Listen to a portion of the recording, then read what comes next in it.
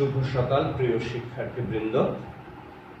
Martin Luther কলেজের বাংলা প্রথম পত্রের অনলাইন ক্লাসে তোমাদের স্বাগত। আশা করছি তোমরা প্রত্যেকে ভালো আছো এবং নিয়মিত আমাদের ক্লাসগুলো অনুসরণ করছো। আমরা বাংলা প্রথম পত্রের সহপাঠ লাল সালু উপন্যাসটি আলোচনা করছিলাম। গতদিন আমরা যে অংশটা শেষ করেছিলাম, মজিদ মোহাম্মদনগর গ্রামে এসে তার প্রভাব প্রতিপত্তি প্রতিষ্ঠা করে এবং এই গ্রামেরই লম্বা চওড়া বেওয়া রহিমাকে বিয়ে করবার পরে এই রহিমাও এই গ্রামের মানুষদের অন্য সংস্করণ, এই গ্রামের মানুষদের স্বভাব বৈশিষ্ট্য আচার আচরণের সাথে রহিমার অনেকটা মিল আছে। সে শারীরিকভাবে অনেক শক্তিশালী হলেও ভেতরে ভেতরে সে ভীতু মানুষ এবং মজিদকে সে ভয় করে, শ্রদ্ধা করে, সম্মান করে। যেমনটি সে মাজার প্রতি তার ভীতি, সে মাজারকে ভয় পায়, মাজারে ঘুমিয়ে থাকা সেই মোদাসসির পীরকে ভয় পায়, তার স্বামী মজিদের অলৌকিক শক্তিতে তার বিশ্বাস। এই রহিমাই গ্রামের মানুষদের চাওয়া পাওয়া, তার নিজের ব্যক্তিগত জীবনের যে অপূর্ণতা, সন্তানহীন নারীর যে বেদনা, সেগুলো এই মোদাসসির পীরের কাছে, ঘুমন্ত মানুষটির কাছে প্রকাশ করে, আবেদন নিবেদন জানায়, আর্জি জানায়। অনেক সময় অদ্ভুত আর্জি নিয়ে মেয়ে লোকেরা আসে রহিমার কাছে। যেমন আসে ধান ভানুনি হাসুনির মা। বহুদিন আগে নিরাক পড়া এক শ্রাবণের দুপুরে মাছ ধরতে মতিগঞ্জের সড়কের ওপর প্রথম মজিদকে দেখেছিল। সেই তাহের কাদেরের বোন হাসুনির মা। সে এসে বলে, আমার এক আর্জি। এমন এক ভঙ্গিতে বলে যে রহিমার হাসি পায়, কিন্তু মনে মনেই হাসে, গম্ভীর হয়ে থাকে বাইরে।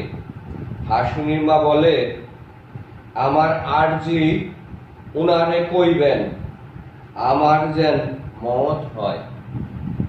এবার ঈষৎ হেসে রহিমা বলে, কেন গো বিটি, জ্বালা সহ্য হয় না বুবু? আল্লাহ যেন আমারে সত্তর দুনিয়া থেকে লইয়া যায়। সপৌত্রীকে রহিমা প্রশ্ন করে, তোমার হাসুনির কি হইব তুমি মরলে? সেদিকে তার ভাবনা নেই, আপনা থেকেই যেন উত্তর চুগায় মুখে। তুমি নিবা বুবু, তোমারই হাতে সোপর্দ কইরা আমি খালাস হমু। রহিমা হাসে, হাতে কাঁথার কাজ, হাসে আর মাথা নত করে কাঁথা সেলাই করে। গ্রামের সমস্যাগ্রস্ত মহিলাদের মধ্যে অনেকেই রহিমার কাছে আসে, আর্জি জানায়, চাওয়া পাওয়ার। রহিমা যেন সেই ঘুমিয়ে থাকা মোদাসসির পীরের কাছে তাদের চাওয়া পাওয়ার কথাগুলো, কামনা বাসনার কথাগুলো জানায়। তো সেই এরকমই একজন হাসুনির মা, তাহের কাদেরের বোন। প্রথম যেদিন শ্রাবণের নিরাক পড়া বিকেলে মজিদ মতিগঞ্জের সড়ক বেয়ে মোহাম্মদনগর গ্রামে প্রবেশ করেছিল, সেই প্রথম যে তাহের কাদের দূর থেকে তাকে দেখেছিল, সেই তাহের কাদেরের বোন হাসুনির মা। তার একটা সন্তান রয়েছে, মেয়ে রয়েছে, তার নাম হাসুনি। সেই হাসুনি মা জীবনের ভিন্ন রকম একটা, তার কাছে জীবনটা তার কাছে দুর্বহ মনে হচ্ছে এবং জীবনের জ্বালা যন্ত্রণা সংগ্রাম সে আর সহ্য করতে পারছে না। সে এক ধরনের আত্মসমর্পণ করতে চায়। এই কারণেই রহিমার কাছে এসেছে, দাবি আর্জি জানায় রহিমা যেন তার স্বামী মজিদকে বলে হাসুনির মায়ের যেন অতি সত্বর মৃত্যু হয়, হাসুনির মা আর বেঁচে থাকতে চায় না এই পৃথিবীতে, আর মজিদ যেন সে পীরের কাছে, মোদাসের পীরের কাছে এই আর্জিটা পৌঁছে দেয়। তো রহিমা এরকম আর্জি শুনে সে হাসতে চায়, কিন্তু বাইরে সেটা প্রকাশ পায় না, তার হাসি পায় এই ধরনের একটা আর্জিতে, এই ধরনের একটা চাওয়ার কথা, কামনার কথা সে যখন বলে যে মানুষ তো মরতে চায় না, সাধারণত রোগ ব্যাধি যন্ত্রণা যত কিছুই হোক সব কিছুর ঊর্ধ্বে মানুষ বেঁচে থাকতে চায়। রবীন্দ্রনাথের সেই বিখ্যাত কবিতা মরিতে চাহি না আমি সুন্দর ভুবনে, মানবের মাঝে আমি বাঁচিবার চাই, বাঁচার যে চিরন্তন আকুতি সেটা রহিমা যেন ভুলে গেছে। এই কারণে সে আর এই দুর্বহ যন্ত্রণা দগ্ধ জীবন সে আর বয়ে বেড়াতে চায় না। তো তার একটি সন্তান, কন্যা সন্তান আছে, নাম হাসুনি। সুতরাং যৌক্তিকভাবে একটা প্রশ্ন আসে, রহিমা তাকে জিজ্ঞাসা করে যে তুমি যে মারা যেতে চাও, মরতে চাও, তাহলে তুমি মরলে তোমার হাসুনির কি হবে, তোমার মেয়ের কি হবে, কে তাকে লালন পালন করবে, কে তার ভরণ পোষণ করবে? উত্তরে হাসুনির মা বলবার চেষ্টা করেছে যে এই মেয়েটাকে আমি তোমাকে দিয়ে দেব, তুমি ওকে লালন পালন করবা। আমার এক আর্জি বুবু, একদিন হাসুনির মা এসে বলে, আমার এক আর্জি বুবু, কও উনারে কইবেন বুড়া বুড়ি দুই গারে জানি দুনিয়াক্ষণ লইয়া যায় খোদা তালা। কৃত্রিম বিস্ময়ে চোখ তুলে চেয়ে রহিমা প্রশ্ন করে, ওইটা আবার কেমন কথা হইল? খাঁটি কথা কইলাম বুবু, দুইটার লাঠালাঠি চুলাচুলি আর ভাল লাগে না। বুড়ো বাপ তার ঠেঙা দীর্ঘ মানুষ, মা ছোট খাটো কুপ্রাণ, কিন্তু দুজনের মুখে বিষ, ঝগড়া ফ্যাসাদ লেগেই আছে। তবে একদিন এমন লাগে যে খুনাখুনি হবার জোগাড়। ঠেঙা লোকটি তেড়ে আসে বারবার, খুন ধরা হাড় করকর করে, বুড়ি ওদিকে নড়ে চড়ে না, এক জায়গায় বসে থেকে মাথা ঝাঁকিয়ে ঝাঁকিয়ে রাজ্যের গালাগাল জুড়ে দেয়। তো কিছুদিন পর পরই হাসুনির মা যেন একটা নতুন নতুন আর্জি নিয়ে আসে। একদিন হঠাৎ করে আবার সে এসে বলল যে মজিদকে রহিমা যেন বলে বুড়া বুড়ি দুই গারে, মানে হচ্ছে হাসুনির মায়ের বাবা মা অনেক বয়স্ক দুজন, কিন্তু এই দুজনের মধ্যে, স্বামী স্ত্রীর মধ্যে ভীষণ রকমের অশান্তি, বনিবনা হয় না, ঝগড়া বিবাদ, সম্পর্ক তিক্ত সম্পর্ক তাদের দুজনের মধ্যে। তো এই দুজনের প্রত্যেক দিনই প্রচন্ড রকমের ঝগড়া বিবাদ, এবং বুড়া হয়তো বুড়িকে আঘাত করতে চায়, তেড়ে আসে, অনেক সময় মারতে আসে। বুড়িটাও এক জায়গায় নড়তে পারে না, আচরণ করতে পারে না, কিন্তু এক জায়গায় বসে বসে নানা রকম বৃদ্ধকে গালিগালাজ করে। শুনে হাসুনির মায়ের কান লাল হয়ে ওঠে আর আঁচলে মুখ লুকিয়ে হাসে। তাহের কাদের আর কনিষ্ঠ ভাই রতন, তাদের বুদ্ধি বিবেচনা থাকলেও তা আবার স্বার্থের ঘোরে ঢাকা। সামান্য হলেও বাপের জমি আছে, ঘর আছে, গরু ছাগল আছে, তারও দিন ঘনিয়ে এসেছে, আর বর্ষায় টেকে কিনা সন্দেহ। তারা চুপ করে শোনে। তিন ভাই, তাহের কাদের আর রতন, তিন ভাই, যেহেতু বাবার সম্পত্তি আছে, জায়গা জমি আছে, এই জন্য তারাও এটা কোনো বিশেষ ভূমিকা নেয় না এই ঝগড়া বিবাদে। তারাও কোনো আপোষ মীমাংসায় যেতে চায় না। বিশেষ করে ছেলেরা বাবার কাছে কোনোভাবেই বাবা তাদের প্রতি অসন্তুষ্ট হোক, রুষ্ট হোক, ছেলেরা এটা কোনোভাবেই চায় না, যেহেতু বৃদ্ধের সহায় সম্পত্তি রয়েছে। এই কারণে বাবা যাই বলুক, এই ঝগড়া বিবাদ মীমাংসার আপোষ রফার তারা কেউ এগিয়ে আসে না। অন্ধ ক্রোধে কাঁপতে কাঁপতে বুড়ো বাপ এগিয়ে আসে, ছেলেদের পানে চেয়ে বলে, হুনসস কথা, হুনসস। ছেলেরা সমস্বরে বলে, ঠ্যাঙ্গা বেটিরে ঠ্যাঙ্গা। সমর্থন পেয়ে বুড়ো চেলা নিয়ে দৌড়ে আসে। তাহের শেষে জমি জোতের মায়া ছেড়ে বাপের হাত ধরে ফেলে, তাদের বোঝায়, থাক ওইবার দাও, খোদাই তার শাস্তি করব। জন্মের কথা নিয়ে মায়ের উত্তর শুনে হাসুনির মায়ের কান লাল হয়ে ওঠে, কিন্তু পরে বুকে যন্ত্রণা হয়, তাই রহিমাকে এসে বলে কথাটা। তো এই বুড়ো বাবা মায়ের ঝগড়া বিবাদ প্রচন্ড রকমের। কখনো কখনো ছেলেরা উৎসাহিত হয়, কেউ কেউ বাবাকে উৎসাহ দেয় তার মাকে আঘাত করবার জন্য, ঠ্যাঙানোর জন্য, পিটানোর জন্য।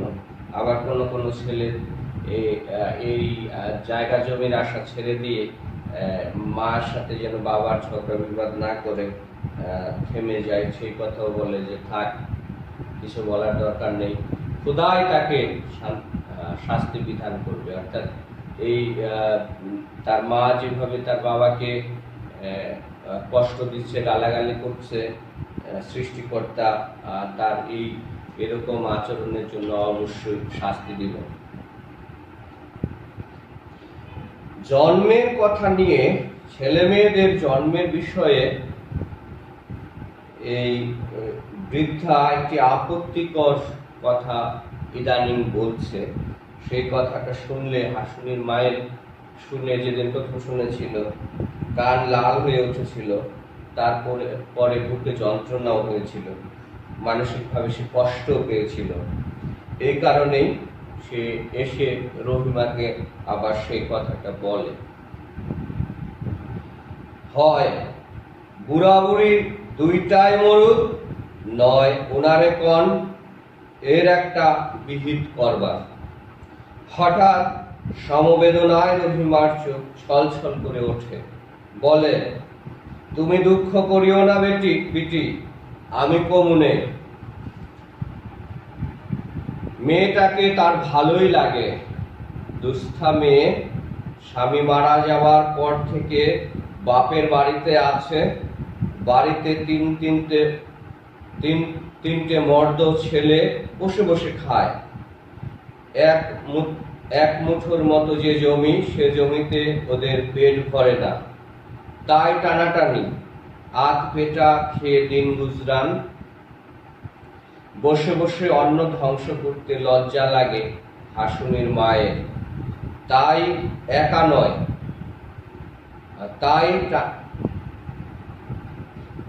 সে তো একা নয়, তার হাসুনিও আছে।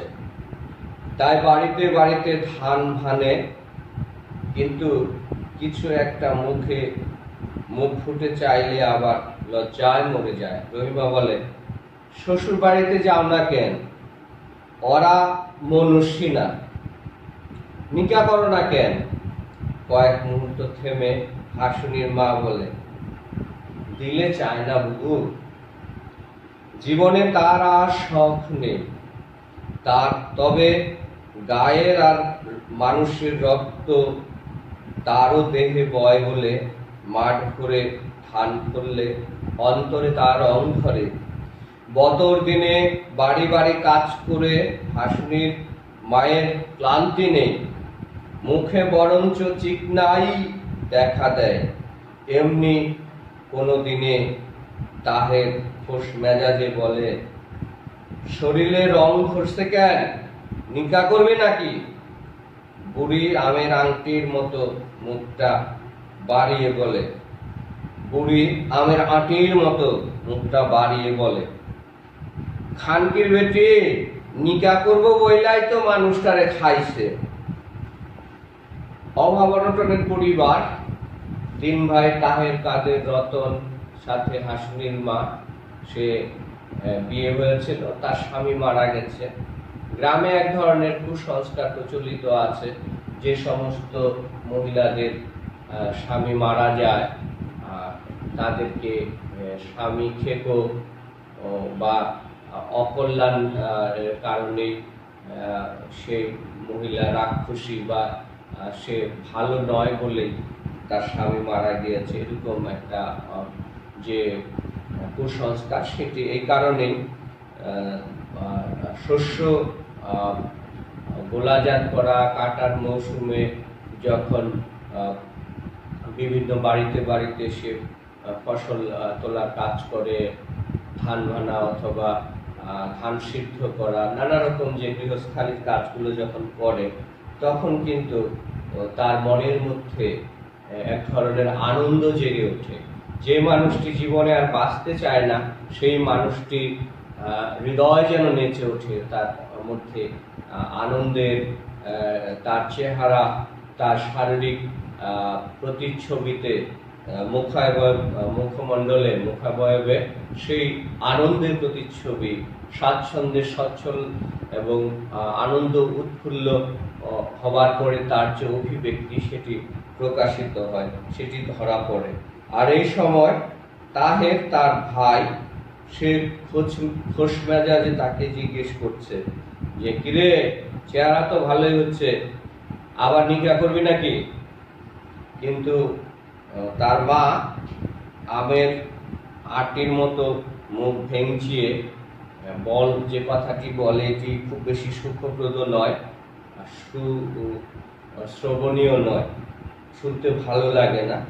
যে বিয়ে করবে বলেই তো আরেকটা নিকা করবে বলেই তো আগের প্রথম স্বামীটাকে খেয়ে ফেলেছে, প্রথম স্বামীটা তার মারা গিয়েছে। মানুষটা মানে তার মৃত স্বামী।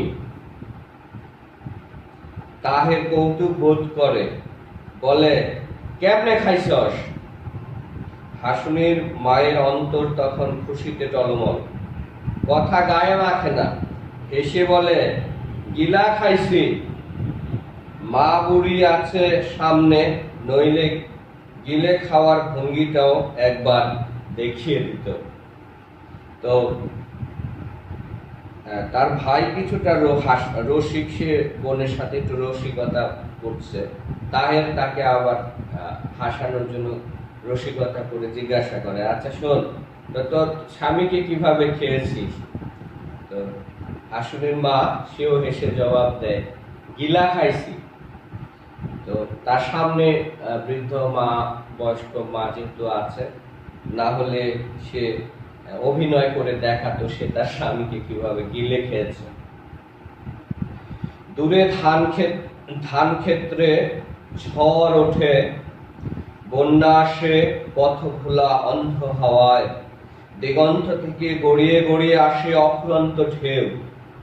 ধান ক্ষেতের তাজা রঙে হাসুনির মায়ের মনে পুলক জাগে, আপন মনকে ঠাট্টা করে বারবার শুধায়, নিকা করবে মাগে, নিকা করবে? কিন্তু কাকে করে? ওই বাড়ির মানুষকে পেলে করে কি? তেল চকচকে জোয়ান কালো ছেলে গলা ছেড়ে যখন গান ধরে, তখন ধানের খেতে যেন ঢেউ ওঠে। তো হ্যাঁ, হাসুনির মা মনে মনে গ্রামেরই একজন তাগড়া জোয়ান, তেল কুচকুচে, কালো কুচকুচে চেহারার এক নৌজানকে সে পছন্দ করে, এবং তার মনে যখন রং লাগে, শরীরে যখন তার সৌন্দর্য বাড়ে ফসলের মৌসুমে, তখন মাঝে মাঝে সে একাকে নিজেকে জিজ্ঞেস করে, নিকা করবি? তার মায়ের কথা প্রতিধ্বনি, নিকা করবি মাগে, নিকা করবি? তবে হ্যাঁ, প্রশ্নই আসে, একটা প্রশ্ন খুব সহজেই চলে আসে, নিকা তো সে করতেই চায়, কিন্তু কাকে করবে? কে তাকে নিকা করবে? কে তাকে বিয়ে করবে? তবে হ্যাঁ, সে তেল চকচকে কালো ছেলে, গ্রামের একজন, যে গলা ছেড়ে মাঠে গান ধরে ধান কাটার সময়, সে গানের ঢেউ যেন, সে গানের সুরের লহরী যেন সারা মাঠে ছড়িয়ে পড়ে।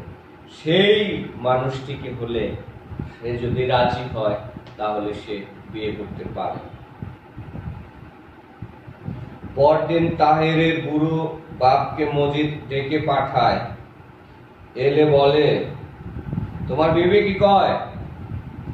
বুড়া ইতস্তত করে, হার চুলকে ধার ও ধার চেয়ে আমতা আমতা করে। মজিদ থমকে ওঠে, কও না কেন? থমক খেয়ে ঢোক গিলে বুড়ো বলে, তা হুজুর, ঘরের কথা আপনারে কেমনে কই? কতক্ষণ চুপ থেকে মজিদ ভারী গলায় বলে, আমি জানি কি কয়, কিন্তু তুমি কেমন মর্দ, দাঁড়াইয়া দাঁড়াইয়া শোনোই কথা। কিছুদিন পরে হাসুনের মায়ের বাবা, অর্থাৎ তাদের বাবাকে ডেকে পাঠিয়েছে। মজিদ ডেকে তাকে ধমক দিয়ে জিজ্ঞাসা করছে, তোমার বউ কি বলে তোমার সম্পর্কে? লোকটি লজ্জায় মাথা নিচু করে থাকে। এটা নিতান্ত স্বামী স্ত্রীর মধ্যে পারিবারিক একটি ঘটনা, যেটি জনসমক্ষে বাড়ির বাইরের কারো কাছে প্রকাশ করা বলা অনেকটাই লজ্জাকর। এ কারণেই সেই ইতস্তত করে। কিন্তু মজিদ ধমক দেয় এবং সে তখন মজিদ তাকে বলবার চেষ্টা করেছে যে, তুমি তাকে কিছু বলো না কেন, বউকে শাসন করো না কেন? দাঁড়িয়ে দাঁড়িয়ে শুনে এ কথা ঠিক নয়। তখন রাগে সে চোখে অন্ধকার দেখে, চেলা কাঠ নিয়ে ছুটে যায় বুড়িকে শেষ করবার জন্য। এর মধ্যে একদিন হয়তো সে শেষই হয়ে যেত, যদি না ছেলেরা এসে বাধা দিত। কিন্তু সে কথাও বলতে পারে না মজিদের সামনে। কেবল আস্তে আস্তে বলে, বুড়ির দেমাগ খারাপ হয়েছে হুজুর, আপনি যদি দোয়া পানি দেন। আবার কতক্ষণ নীরব থেকে মজিদ বলে, বিবিরে কইয়া দিও, অমন কথা যদি আর কোনোদিন কয়, তাইলে মুসিবত হইব। মাথা নেড়ে বুড়ো চলে যাবার জন্য পা বাড়ায়। কয়েক পা গিয়ে থামে। থেমে মাথা চুলকে বলে, হুজুর, কোত্থেকে শুনলেন বেটির কথা? তা দিয়ে তোমার দরকার কি? কিন্তু এই কথা যাইনো, কোনো কথা আমার অজানা থাকে না। তো লোকটির একটা কৌতূহল জেগেছে যে নিতান্তই তাদের স্বামী স্ত্রীর পারিবারিক যে ঘটনা, পারিবারিক যে বিষয়টি, এই কথা কোনোভাবেই মজিদের জানবার কথা নয়। কিন্তু মজিদ কিভাবে সেই কথাটি জেনেছে, তার মনে প্রশ্ন জেগেছে। কারণে মজিদ তাকে বলে দিয়েছে সে যেন তার স্ত্রীকে গিয়ে শাসন করে এবং সাফ সাফ বলে দেয়। এরপর যদি সে এরকম কথাবার্তা বলে, তবে কিন্তু অনেক বেশি সমস্যা হবে। প্রয়োজনে মজিদ বৃদ্ধার শাস্তির ব্যবস্থা করবে।